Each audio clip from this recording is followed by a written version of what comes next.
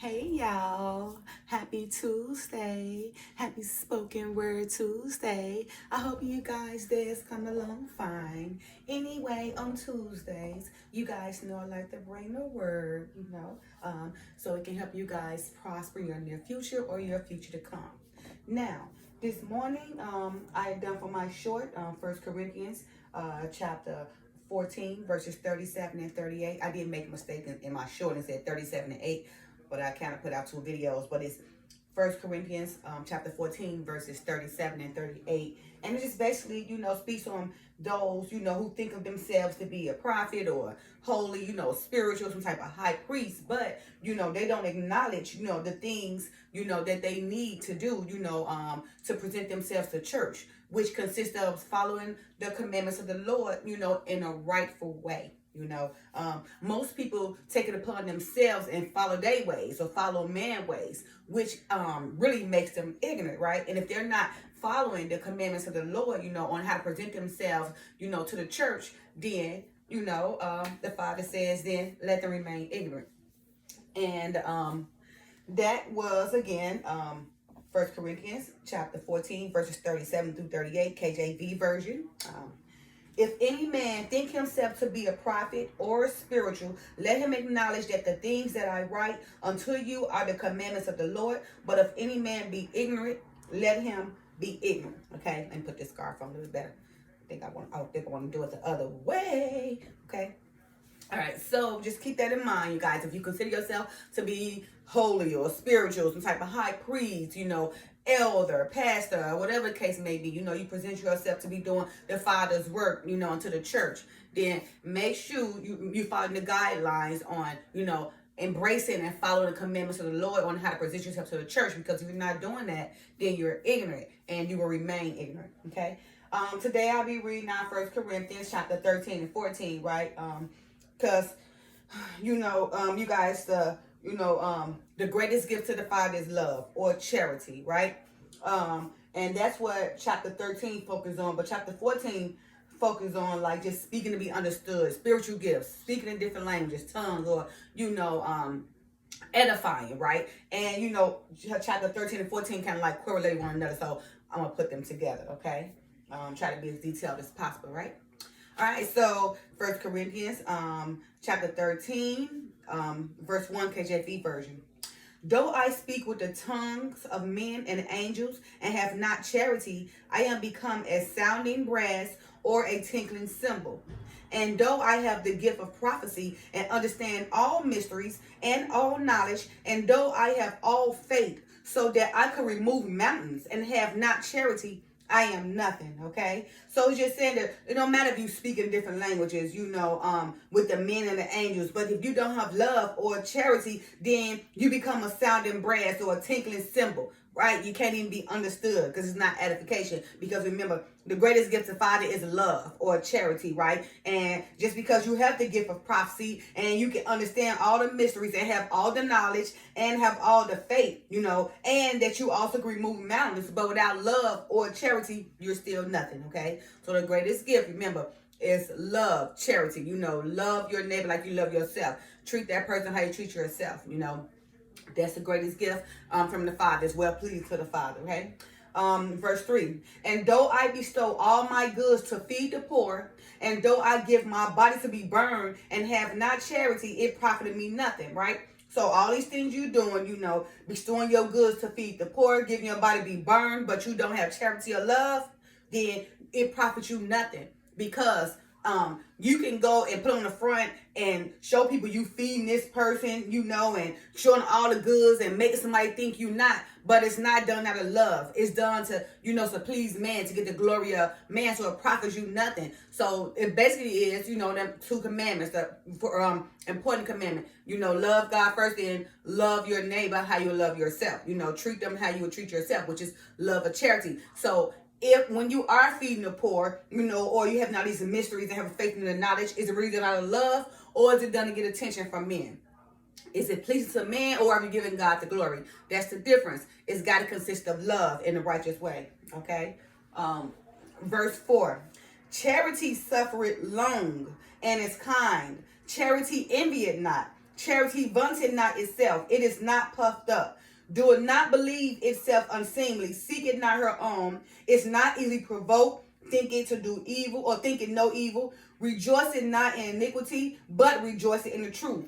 Bear it all things. Believe it all things. Hope it all things. Endure it all things. So you see, charity is, is suffering long. You gotta, embrace these afflictions because, you gotta go through trials and tribulations, and it don't think it's strange, because it's a glory to you. But those who are putting you through that, it's an evil to them. They are being evildoers, right? So charity, remember, you suffer long, and, and it's kind. Charity envy not. If you charity, that means you love somebody, you don't envy nobody. Vaunting not itself, it is not puffed up. You don't, be boastful and pride and everything if you got charity or love. Charity and love, basically the same thing, okay? Do not behave itself unseemly. No, it don't behave itself unseemly. It presents himself in a love, in a kindness way, right? Seeking not her own, but no, not their own, but for others, to help others, right? It's not easily provoked, not easily to be provoked to do things because somebody made them do it, Thinking of no evil, right? Charity don't give you the mindset where you evil or you want to be avenged or do evil things to some person, right? It rejoices not in iniquity. Remember, charity and love don't rejoice in iniquity because you showing love. You treating that person how you want to be treated, right? You first loving the Father first, and loving the Father first, allowing you to love that person as well as you love yourself the same way. But rejoicing in truth, right? See, charity and love bring upon truth, right? Not lies, but the truth may set you free, right? Bear it all things, believe it all things, hope it all things, and endure all things. So, with charity, yes, you gotta bear, you gotta afflict, you gotta embrace and everything, right? You gotta believe, believe the truth, right? Hope the things, hope in all things, right? And enduring all things, because endure to the end. Having that charity and love to the end, enduring that charity and love to the end. All right. Verse 8, charity never faileth, but whether there be prophecies, they shall fail. Whether there be tongues, they shall cease. Whether there be knowledge, it shall vanish away. For we know in part and we prophesy in part. But when that which is perfect to come, then that which is part shall be done away. Okay, so it's saying that, charity never faileth, right? But the prophecies will fall because everything right now is temporal. It's going to fade away. Because if you're not following the righteous way or following the commandments of the Lord, those same gifts and those prophecies and everything you got will fade away. Because you only keep those prophecies and those gifts as long as you following the righteous ways of the Father or following his commandments, okay? Again, so charity never faileth. It won't fail you. But whether there be prophecies, it don't matter. They shall fail you. The prophecies, because it's only temporary, because you only get those prophecies if you live in a certain life, right? Whether there be tongues, they shall cease. Because speaking in tongues is a spiritual gift. And a lot of people don't have that spiritual gift and they get offensive by it. But those who do possess that spiritual gift, they cease if you're not continuing to follow the Father commandments in the righteous way. Okay? Whether it be knowledge, it shall vanish away. That knowledge, people get puffed up and boast with their knowledge. So then that knowledge cease as well because they're not using their knowledge in the rightful way. Following the commandments in the rightful way, right? So all those things right there fail, right? But charity and love never fail it, okay? But all those things is something that you get, that sometimes if you're not using it right or being humble with it, then you become prideful, you boast and everything. Then you start pleasing man instead of the Father, forgetting that the reason why you got these spiritual gifts is because first you was following the commandments in a righteous way. But now that you done got all this glory from men, now you're so puffed up and powerful, so you're using those gifts in the wrong way. So then they be ceased, they be taken away, they be vanished, right? But that love and charity, speaks volumes. It shows that you using you using the word to present yourself into the church. Okay, so charity and love don't fade away. All right. So again, for we know in part and we prophesy in part. Okay, verse 10. But when that which is perfect is come, then that which in part shall be done away. Okay, so it means when perfect come, when the Messiah comes to judge it in part, what's in part will be done away, okay, because that be fade away. Right, verse 11. When I was a child, I spake as a child. I understood as a child. I thought as a child. But when I became a man, I put away childish things. So it's saying now, yeah, when you a child, then expect to be immature. I mean, because we don't know enough about life yet, right? We're learning at that age, so we should expect a child to do immature things, right? But when we get grown, then those childish ways should be put away, right? All those childish ways need to cease, okay? Because now you mature, right? Now you got to lead by examples and show love and charity. But these days, it's the total opposite. People that's grown are still immature. They don't even want to, lead by example, right? They want to still think they teenagers. They still want to be immature and think they still young spring chickens, think they got it going on, but that's just ignorant. It's very ignorant. It's immature and it's ignorant. So again, when I was a child, I spake as a child. I understood as a child. I thought as a child. But when I became a man, I put away childish things, all right? So men, okay? When you was a child, it was okay to think as a child, act like a child, do as a child, understand as a child. But you're not a child anymore. You are a man. So act like a man and put the childish things away. It's time for maturity to take place so you can lead by example, okay? Remember, it's time for us to reinvent ourselves, okay? And protect our reputation. So put those childish things away. Verse 12. For now we see through a glass darkly, but then face to face. Now I know in part, but then should I know even as also I am known. And now abideth faith, hope, charity, these three, but the greatest of these is charity. All right, so for now we see through a glass darkly, but then face to face. Now I know in part, but then shall I know even as also I am known. So, basically seeing the glass darkly, not really seeing things what they should be, okay? But when it's coming to you face to face, then you know how you should be, right? Or how you known. But remember, in verse 13, the final verse for chapter 13, and now abideth faith, hope, charity, these three, but the greatest of these is charity. So remember, we got faith, we got hope, right, and charity. But the greatest of these three is charity, love, right? Love and charity is the greatest gift that you can be well pleasing to the Father. Okay. All right, you guys. So now I'm going on to chapter 14 in 1 Corinthians KJV version.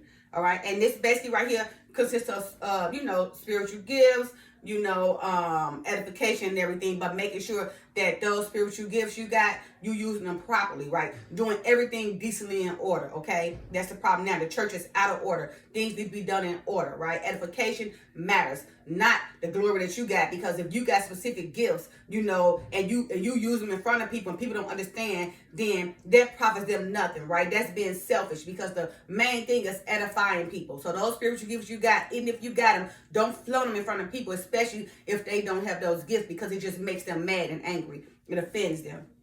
All right. So again, 1 Corinthians chapter 14, verse 1. The header for this one is speak so as to be understood.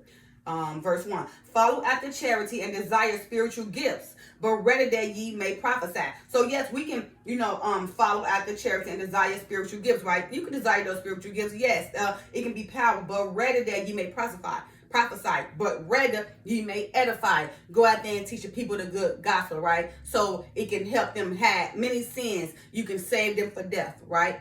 Because sin leads to the perishing of death. But if you go, if you prophesy and edify them, then you can help, allow them to hit thousands of sins and save their soul from death. Verse 2.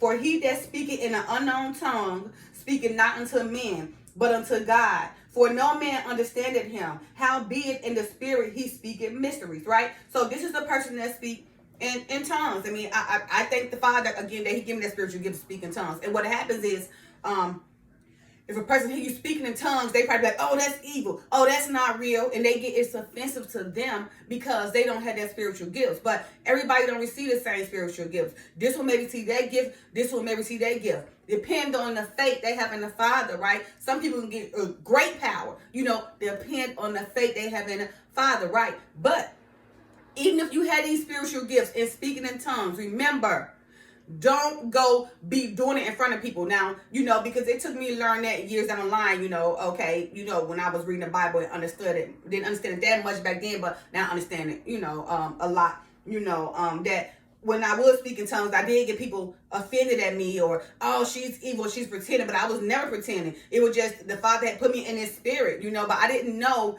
that when I was speaking in tongues in front of them, that it was not profiting them. It was driving them mad because they understood me not, and they was not blessed their spiritual gifts, so it became offensive to them, and they looked at me as an evildoer. So now, it's just everything to be done in order. So even if you're blessed with speaking in tongues, a lot of people don't think speaking in tongues even exists, but it do exist. But remember, when you're speaking in tongue, it is unknown tongue unto men, but unto God. See, you're edifying yourself with God.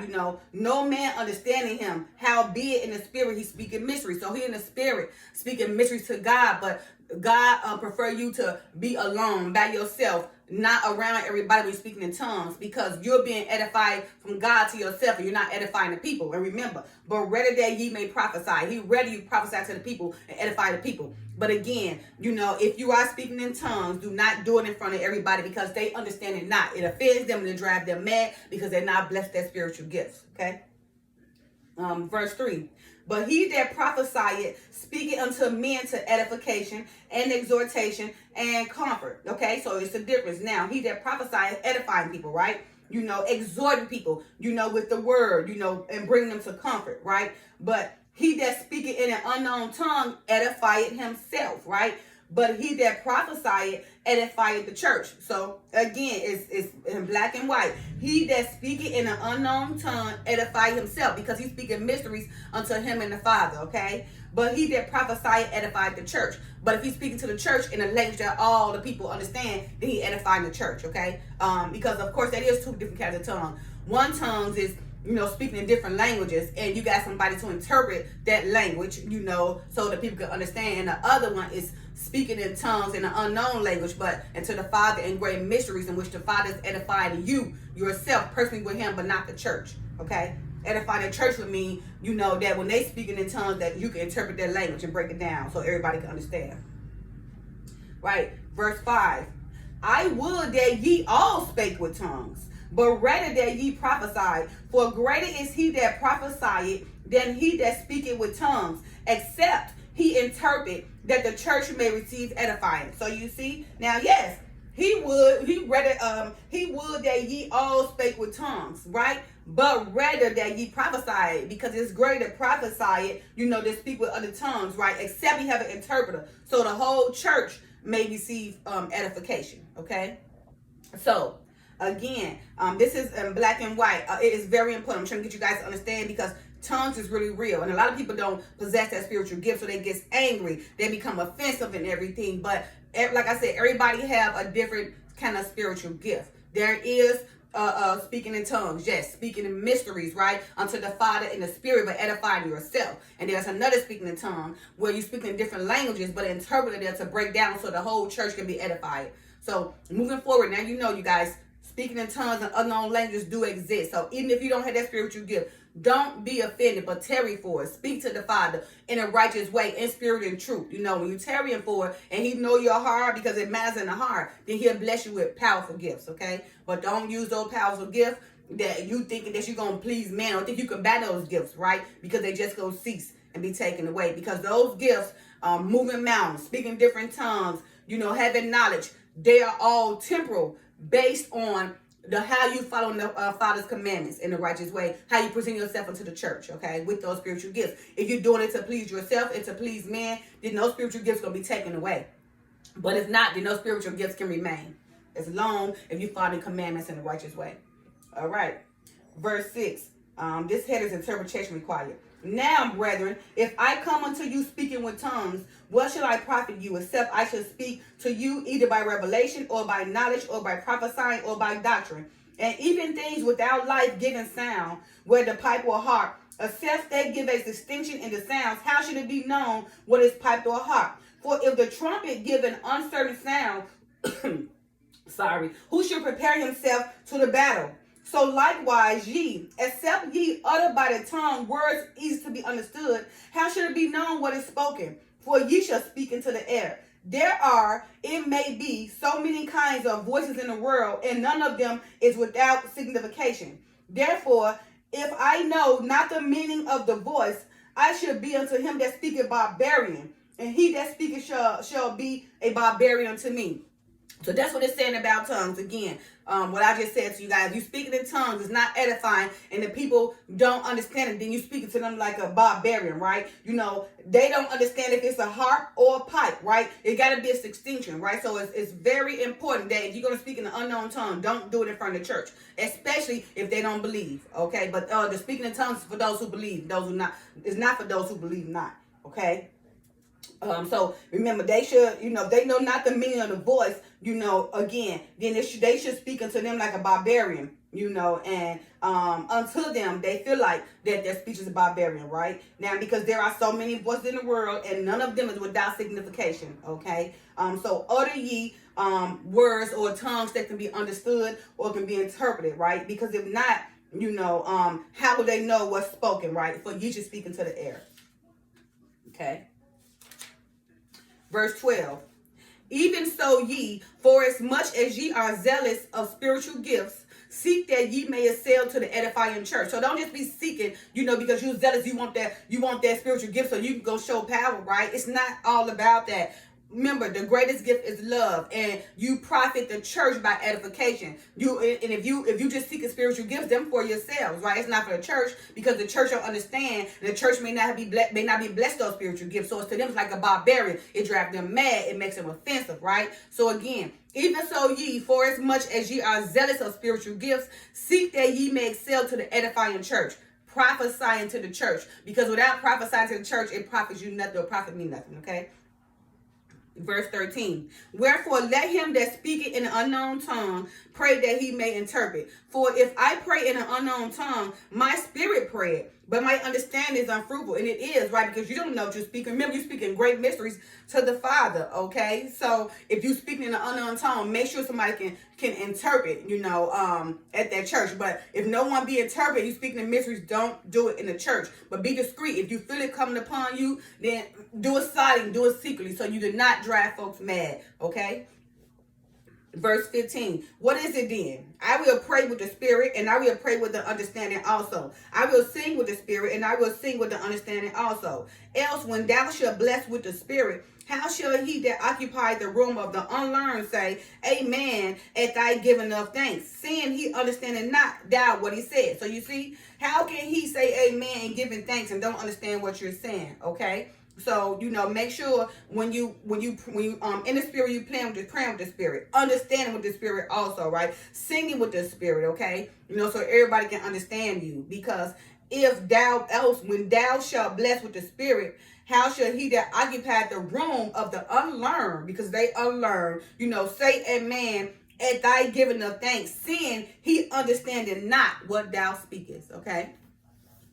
Verse 17, for thou verily givest thanks well, but the other is not edified. Okay, so yeah, you giving thanks to the Father, but the person who sings you is not edified, right? So if you're speaking in an unknown tongue, speaking in mysteries, remember, you're only being edified by the Father, right? But those people who see you is not being edified. Remember, it's driving them mad. You speaking to them like a barbarian. It's making you offending them, okay? Because they don't have that gift. Trust and believe me, and people get mad when they don't have a certain gift. So it's okay to desire and be zealous about spiritual gifts, but the greatest gift is love and prophesying in church.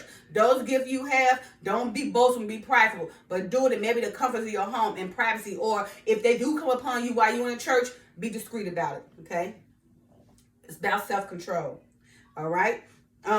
Verse 18, I thank my God, I speak with tongues more than ye all. Yet in the church, I had ready to speak 5 words with my understanding, that by my voice I might teach others also, than 10,000 words in an unknown tongue. So you see him, I thank my God, I speak with tongues more than you all. Yes, thank you, Father, right? But in the church, I ready to speak 5 words with my understanding, that by my voice I may teach others also, or I might edify others also, or I might prophesy to church also, okay? Than to speak 1,000 words in an unknown tongue to run people crazy and offend them and make them think you like a barbarian, okay?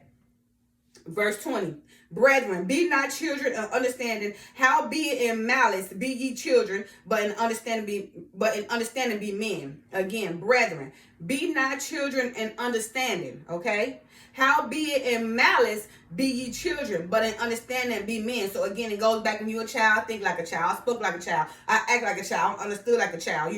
I did malice as a child, right? But when you a man, understand as a man. Put those childish things away, okay? Verse 21. In the law it is written, with men of other tongues and other lips would I speak unto this people, and yet for all that will they not hear me, said the Lord. Wherefore tongues are for a sign, not to them that believe, but to them that believe not. Okay? But prophesying serveth not for them that believe not, but for them which believe. Okay? So you see again, wherefore tongues are for a sign, not to them that believe, because we know, us that do speak in tongues, we already know. We know, when we in the spirit, we know we speaking in tongues and everything, right? Because we believe, and it's a certain thing you have in your heart, will allow you that spiritual gifts, right? Okay, so it's to them that believe, but not to them that believe not. Those who don't believe not, they don't have that spiritual gift. So again, you're offending them. They feel like that you're a barbarian, speaking barbarian to them, right? Okay, but prophesying serving not for them that believe not.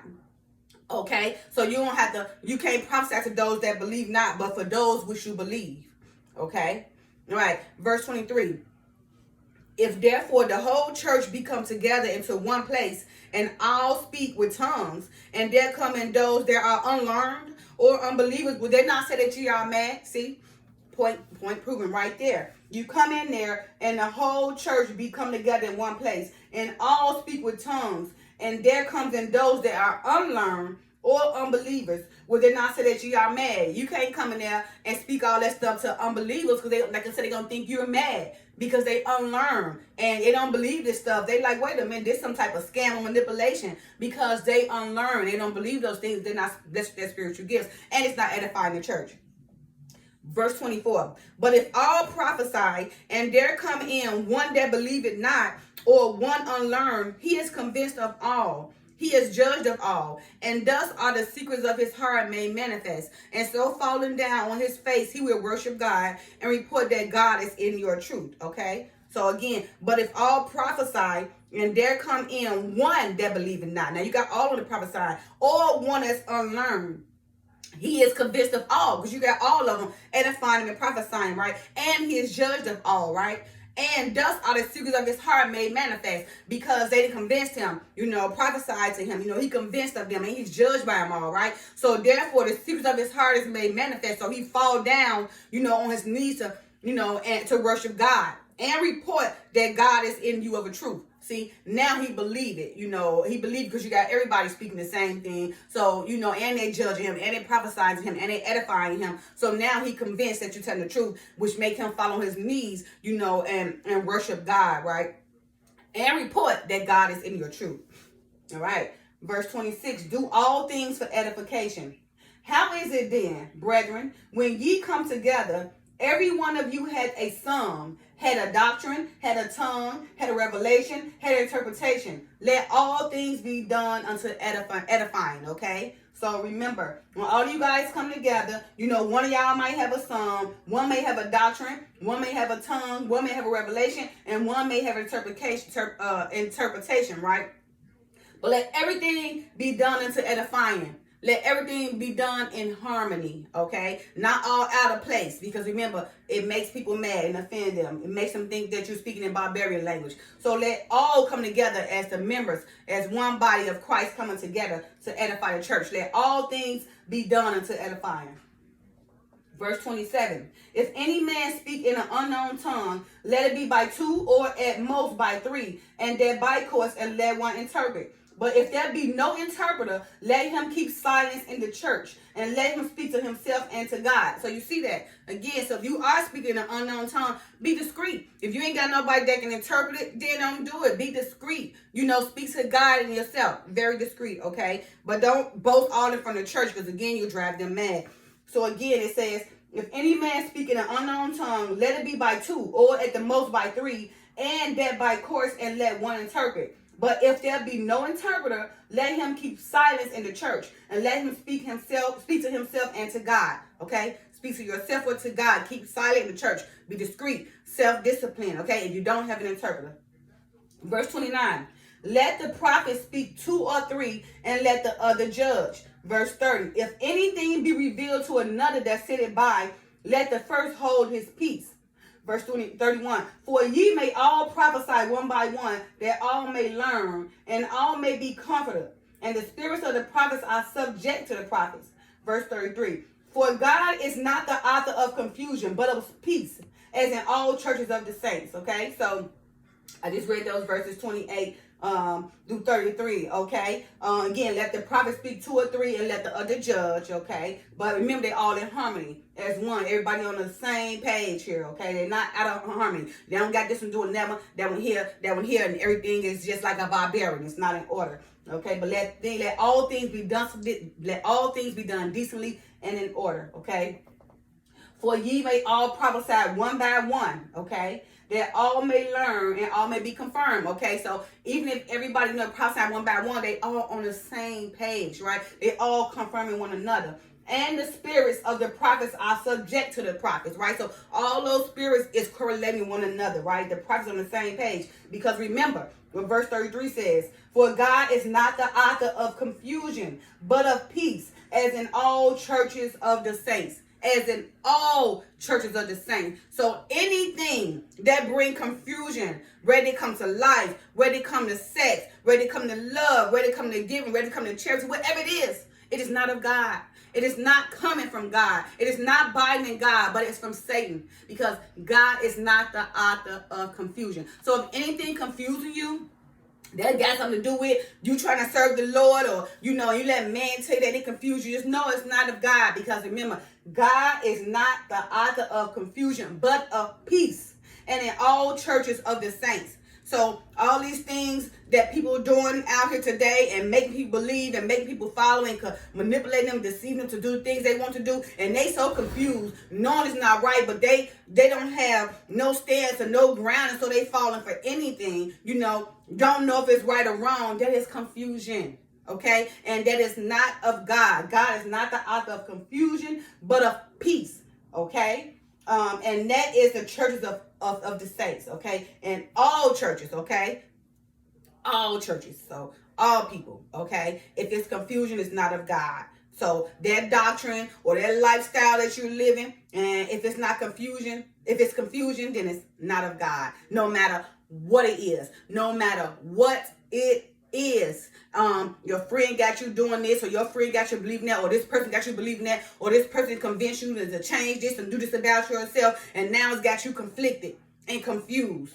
Because remember, confusion is not of God, but of peace, and that's of all the churches of the saints. No matter what direction you take, and what you're doing with your body, what you're doing with your mind, what you're doing with your soul, what you're doing with your lifestyle, what you're doing with your sexual lifestyle, if it's confusion, it is not of God, okay? Because God is of peace.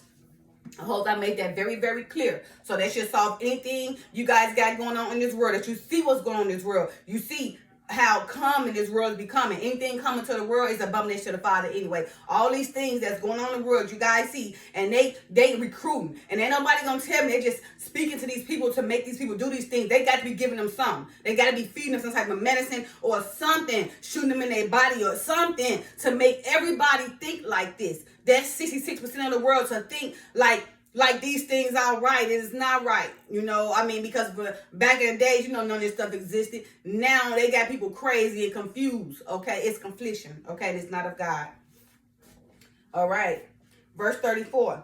Let your woman keep silence in the churches, for it is not permitted unto them to speak, but they are commanded to be under obedience, as also said the law. And if they would learn anything, let them ask their husbands at home, for it is a shame for a woman to speak in the church. Okay, so it's just saying, because a woman should not have authority over man, okay? A man is the lead, right? Remember, God is the head of Christ, Christ is the head of man, and the man is the head of the woman, okay? The woman over the children, she teach the children, so if she got that man in church then, and he the head, then yes, you learn from him. It's not your job to take authority over him, or to usurp authority over him. That's not your job. But if he's the head, then yes, you should remain silent, right? But allow yourself to learn at home, but Now, I mean, speaking of church, maybe to the church and everything's a different thing, but trying to take authority and be a pastor and all that, no. I don't agree to that neither. I'm following the word on that. Because if my husband soon to be, if he was a pastor, he got up there again, yes, I'm gonna be in his ear whispering at home to make you on the right path, but I'm gonna let him do his job because that's his job. But you got so many women now thinking they pastors and usurping authority over the man, thinking that's cool. That's not cool, because how are you gonna sit up here and think you're trying to be holy again and spiritual, but you're not following the commandments of the Father? That's ignorant. You got some people saying, well, if I want to preach the word, or female saying, if I want to preach the word and that's not right, then it's just a crime then because I'm preaching the word. No, you're ignorant. Okay, you're ignorant because you're still not following the commandments of the Father, right? You're doing that for your own pleasing to the man, the glory of the man, not to the Father. Because if the word matters to you, then you will obey the commandments. All right. Verse 36. What? Came the word of God out from you, or came it unto you only? No, it didn't. All right. Verse 37. I done this in a short this morning. If any man think himself to be a prophet or spiritual, let him acknowledge that the things that I write unto you are the commandments of the Lord. But if any man be ignorant, let him be ignorant. So that again, it even goes back, to the woman trying to usurp authority over the man, thinking she a pastor, right? If any man think himself to be a prophet or spiritual, let him acknowledge that the things that I write unto you are the commandments of the Lord. But if any man be ignorant, let him be ignorant. Now, if you don't want to follow the commandments of the Lord, but you think you spiritual and holy and you doing it right, then that's an ignorant person. Man or woman, that's an ignorant person. Because if you're following the commandments of the Lord, then you're doing it in decency and in order. And if he's telling you don't try to usurp authority over the man, or don't try to be the pastor of the church, then you're ignorant if you're not following the commandments of the Lord. All right. So again, verse 38. But if any man be ignorant, let him be ignorant. Verse 39. Wherefore, brethren, covet to prophesy, and forbid not to speak with tongues. Let all things be done decently and in order. So it's saying again, verse 39. Wherefore, brethren, covet to prophesy, right? Want to prophesy, and forbid not to speak in tongues. Don't go on there speaking in tongues like a barbarian, running people mad, offending them people. Because remember, if you ain't got no interpreter where they can understand, and those people are not believers and unlearned, then you offend them and they become mad, thinking that you're a barbarian, then they come after you, okay? So wherefore, brethren, covet to prophesy. The Father rather ye prophesy. It's okay to be zealous for spiritual gifts, but he rather ye prophesy so you can be edified in church, okay? Showing love and showing charity. And forbid not to speak with tongues. Forbid not to speak with tongues and unknown language and people who don't understand, who are unlearned, who are not believers. Because again, you make them mad, you offend them, and you speaking a barbarian language to them because they're not possessed their gift, right? And they become angry, especially if they don't have that gift. But you got it and you boastful. So that's not following the commandments in a righteous way. That's an ignorant person, and let that person remain ignorant. And verse 40, final verse. Let all things be done decently and in order, okay? All things. Let all things be done decently and in order. So that sums up the whole thing, right? Let all things be done decently and in order, right? Okay, if any man think himself to be a prophet or spiritual, let him acknowledge the things that I write unto you are the commandments of the Lord, doing them decently and in order, following the commandments of the Lord, okay? All right, you guys, so that was 1 Corinthians chapter 14 and chapter 15, KJV version. I hope I brought some clarity to you guys about speaking in tongues, speaking in unknown languages, prophesying to people, edifying the people, women doing their place like they should be, remember, doing things decently and in order, all things decently in order, okay? All right, so 1 Corinthians chapter 14 and 15, KJV version. All right, you guys, I hope I gave you guys clarification that's well benefits to you guys. And I hope that my lessons will allow you to help others. And I hope that when you guys are listening to my lessons, that you're not listening in vain, but following the chapters and everything and following them in spirit and truth. Okay. All right, you guys. Thank you guys. Love y'all.